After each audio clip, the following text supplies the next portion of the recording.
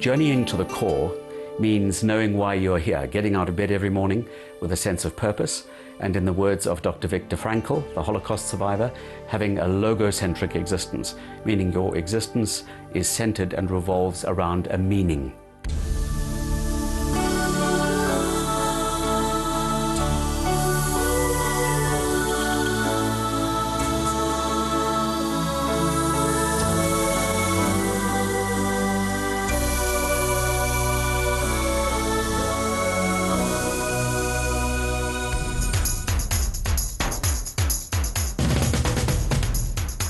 He calls himself a maverick and raconteur, but his peers know him better as an executive high flyer who's had a meteoric climb up the corporate ladder. Today, he has the world at his feet and is accustomed to an exhilarating life in the fast lane.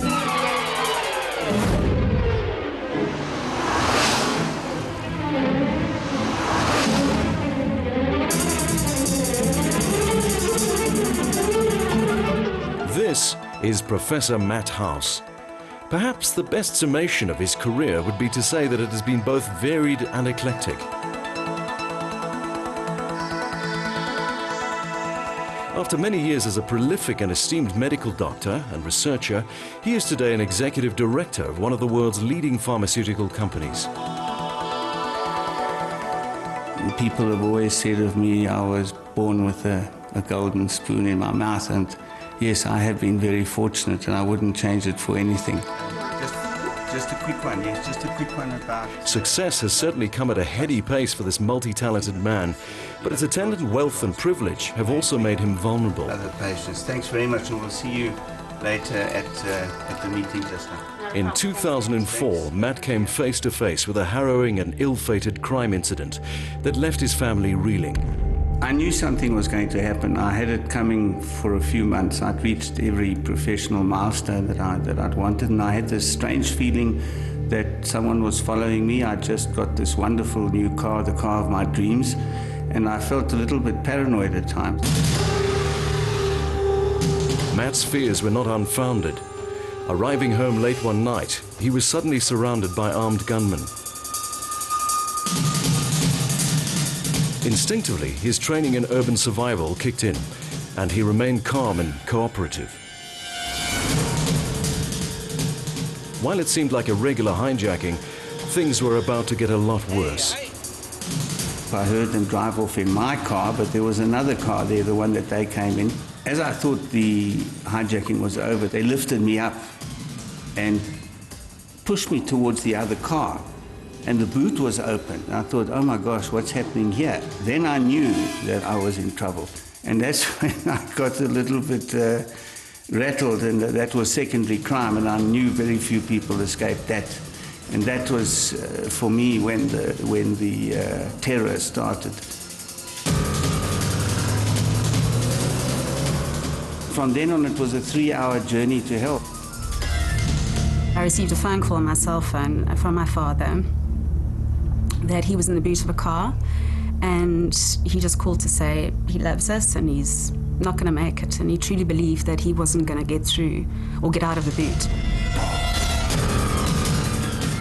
And then they were fighting about when they should kill me or when they shouldn't. And as I was speaking to my father, trying to get the ins and outs of trying to locate where he'd left from where he was, they came and they stopped the car and they opened the boot, and I just heard a big scuffling, and I heard them take him out the boot, and that's when his phone died.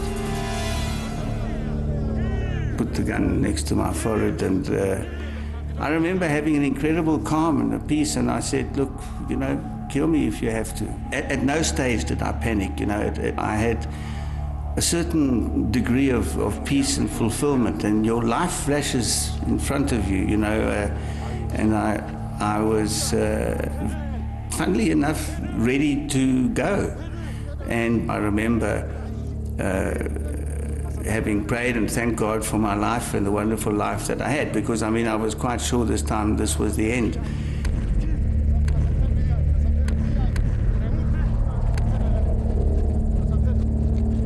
And, yeah, they then told me to turn around and walk.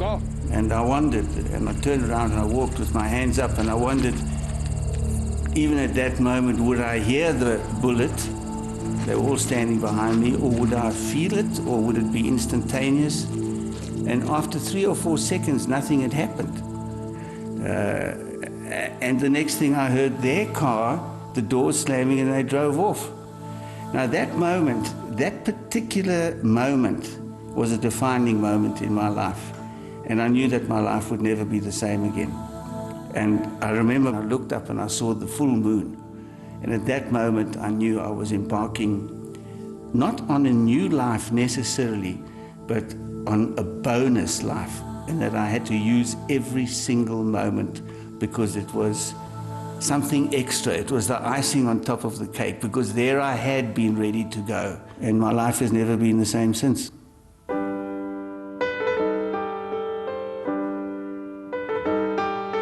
Although Matt recovered emotionally, the incident provoked him into thinking more deeply about life. He began contemplating why destiny had spared him and how best to use his remaining days in a worthwhile and purposeful manner. Existential thinking became so meaningful to me. Existentialism in the sense that we need a purpose-driven life. We need to have meaning in our life.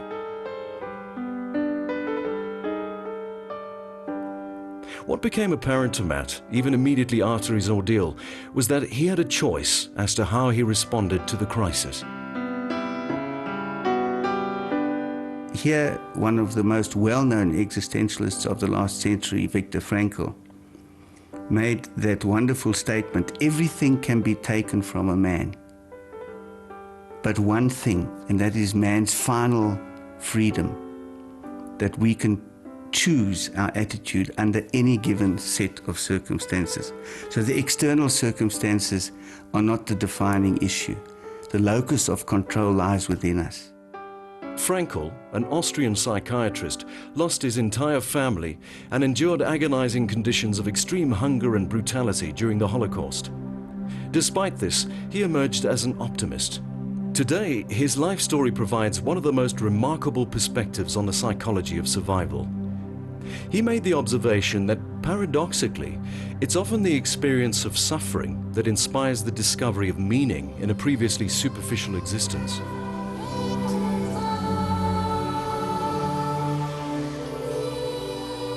Frankl's hard-won revelation became a guiding light for Matt. Far more significantly, though, it turned out to be the central focus and inspiration behind a life-transforming project that would emerge as his highest and ultimate calling in life.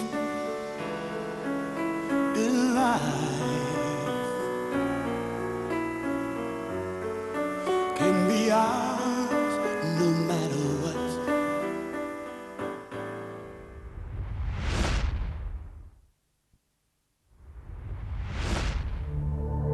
Professor Matt Haus battled a recurring existential vacuum for much of his life. He overcame his brush with death and a sense of emptiness by gaining deep insight from the writings of author and psychiatrist Viktor Frankl.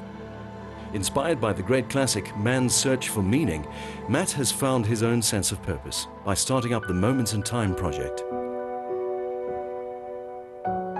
This philanthropic undertaking portrays 13 extraordinary South Africans in an annual calendar, each afflicted with one or other type of cancer, all from different backgrounds and with different life experiences. According to Professor Haus, the calendar is a visual representation of the fruits of the human spirit and aims to capture, through the lens of a camera, hope in the face of despair, joy in the face of sadness, and ultimately power in the face of vulnerability. The common thread uniting the featured participants is their ability to choose their attitude and their willingness to conquer cancer and say yes to life, in spite of their circumstance. It's a strange thing that when we look at our patients living with cancer in Moments in Time, when you drill down a little bit, they all say the same thing. They would never have exchanged their experience for anything. It's something so bizarre. I mean, who would want to become diagnosed with cancer? Who? And yet, once that happens and they transform and the fruits of the human spirit are released and they recognize and release their own personal power, they have all said that they are better people because of that. It's a choice. It literally comes down to a choice. You choose to live or die, and not necessarily physically live or die, but live or die inside. You know, you could exist, but you're not living. And that's the thing, is that you choose your attitude. With anything going wrong in your life or anything, if you don't take a positive attitude towards it, you are going to be horribly miserable. Suffering and pain has a very clear meaning, and that is to enable the conscious evolution of the human spirit, the transformation of the individual. It's critical that one understands the process of suffering and pain. It's the potter that molds the pot. If we push that away, the miracle of that transformation will not happen. I believe that obstacles and challenges come in our lives to help us develop muscles. You know, when you go to the gym and you work out, you have external muscles. You have a tricep or a bicep or a hamstring or a calf, and you know what it takes to develop that muscle. You know exactly the exercise that you need to develop that muscle. Well, obstacles and challenges are put in our path to develop another type of muscle, to develop your resiliency muscle, to develop your perseverance muscle, to develop your unwavering faith muscle. Adversity in human life in the form of death, near-death experiences, disease, illness, has a remarkable way of accelerating us into the awareness that we are in fact spiritual beings. A deeply fulfilling aspect of the project is that it provides him with an outlet for his many creative talents. Although every picture featured in the calendar tells its own story, each photograph is further accompanied by a profound narrative that is personally penned by Matt. These provide a written account of each person's journey with cancer and endeavor to capture the essence of the individual.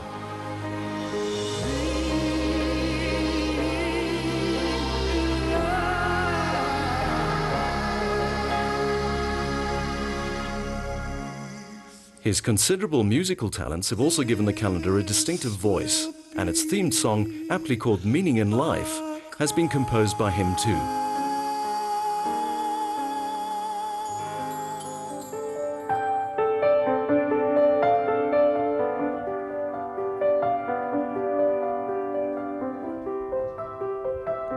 Matt's passion for both writing and music are carried over into his personal life.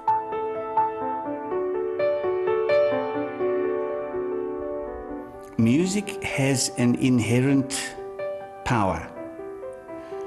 It has the power to bring out almost every emotion that we have or that we've stored over the years. It can extract that. It pulls it out of you, just like beautiful words. You cannot resist it. So it has many different roles for me, music, but it's always in my head. Beautiful words and music are always with me.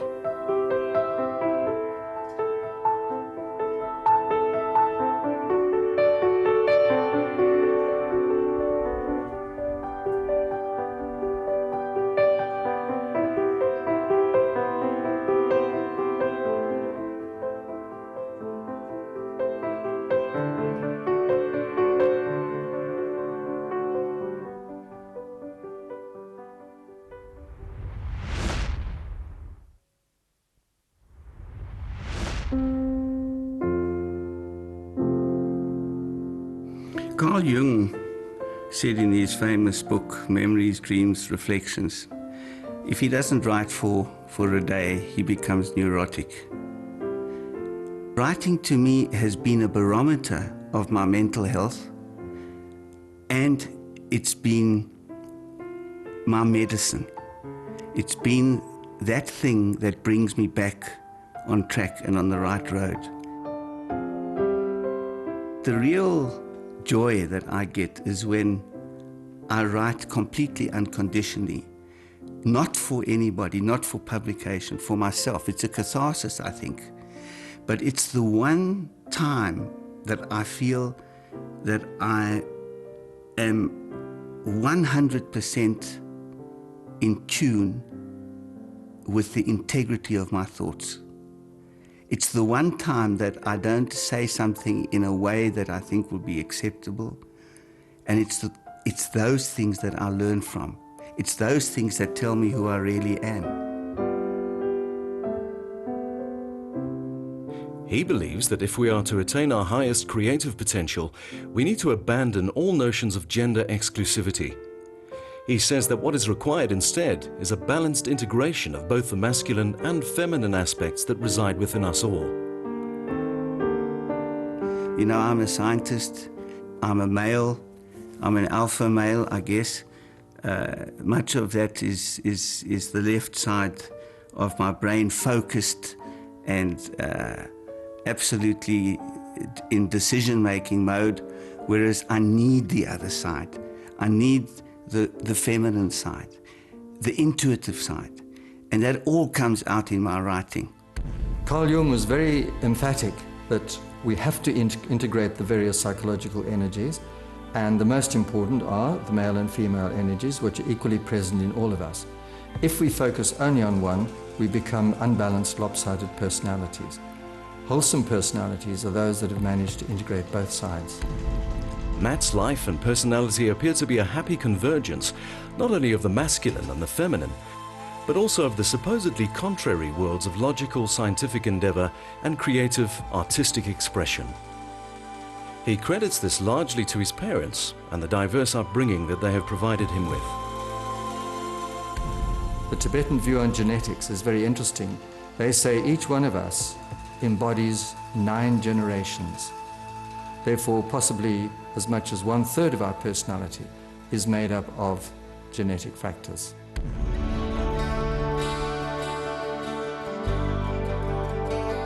One's parents give one 2 very important and profound gifts. The one is the gift of genetic inheritance, good and bad, of course, but it's a gift that they pass on. And the other thing is the environment which they create for you when you are under their guidance in the formative years. So it's the nature and the nurture, the genetics and the environmental. Those are gifts from your parents. Oh, that's Grandpa, eh? That's my father. Matt includes a keen interest in genealogy as one such inherited gift.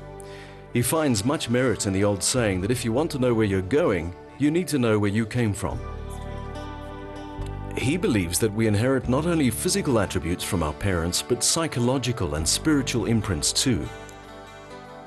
For Matt, this is important as it assists us in knowing ourselves better and allows us to let go of our feelings of guilt and our personal shortcomings. Just like me, not that he looks like me. I mean, I wish I looked like him, but it was probably Granny's favorite brother, and he was shot down, yeah. When Matt's not climbing up the family tree, he's invariably to be found poring over his impressive collection of books. He finds the penetrating insights of contemporary philosophers especially insightful, as for him, they provide a navigational roadmap to inner contentment and peace. My books are one of the most important things because they're my comfort blanket. I go to these books when I feel that I need to, and I know exactly which one to pull out, and I know what page to go on, and because I scribble in them and I underline things on every page. And then I revisit those things that I've written to remind myself constantly, and that is absolutely essential, to remind myself, how did I feel about this particular issue in 1984? And I always date it. Or how did I feel about this 6 months ago when I knew, hallelujah, I had the answer. And now, where's that answer gone? And I will look at it again and it'll spring back at me from what I've written and from what I've underlined.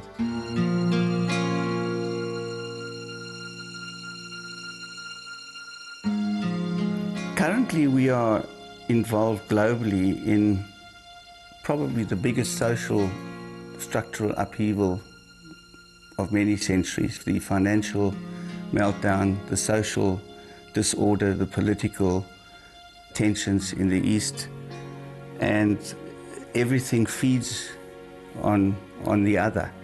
There's no immediate solution, and people seem to think that commitment to finding some sort of resolution is a type of clenched fist commitment.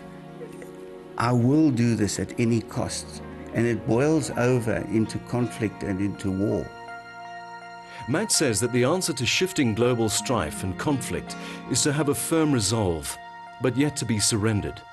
The solution to finding fulfillment and commitment is to surrender. Because in that very process of surrender, one knows without a doubt that whatever one needs at any particular point of time will come to us at the right time. And there's a synchronicitous element about that. It's knowing that one is on the right road, but also trusting and having faith that whatever we need will come to us at the right time. It may be a long wait, but that is the real meaning of commitment. It's surrender. I've been fortunate in my life to receive an enormous amount of love. And I use the word enormous on purpose. I have an incredibly strong relationship with my mother. My father gave me lots of love, but in a disciplined, different way. My children, my friends. And I've also been exceptionally fortunate to have had deep and meaningful relationships with a number of people.